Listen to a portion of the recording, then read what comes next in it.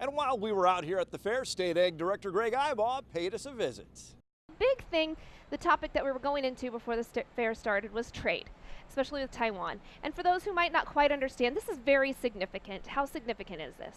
Well, we're the fourth largest ag commodity producing state in the nation. We're the 38th largest in population. Much of the world looks to our bounty as for their source of food. And so to be able to continue that is important, but we have competitors out there, especially this year when crops are abundant, prices are down. South America, parts of Eastern Europe are wanting to sell what they produce too.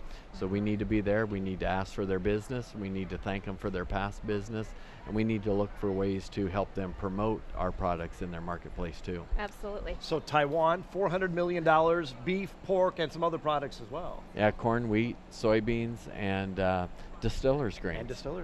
Explain what it's like for you, because you do a lot of this traveling. You've been involved in a lot of these trade deals.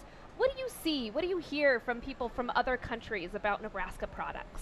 So first of all, there's a lot of confusion about U.S. agriculture in general, and a lot of countries like to brand us as being, corporate agriculture.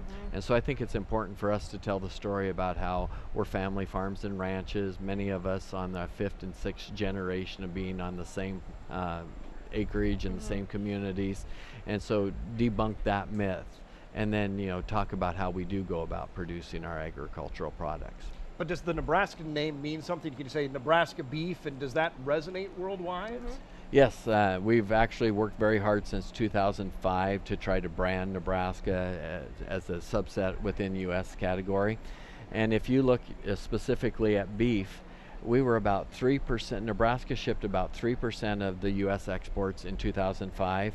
In 2015, we were at 18% of the U.S. beef exports. So branding does work, and talking about Nebraska and how we produce works very well too. And talk a little bit about the state fair. You like it out here, don't you?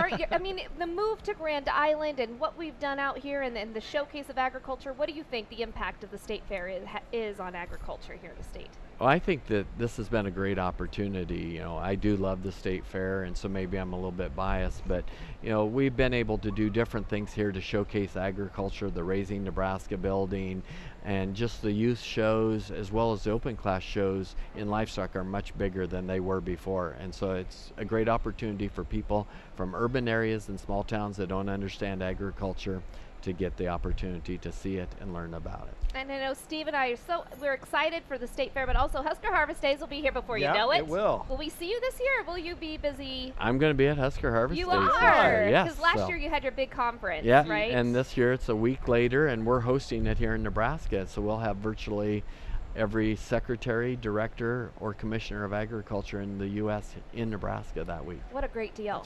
Still to come, more on the electronic ID tags being used on cattle out here in the cattle barn. But up next, weather.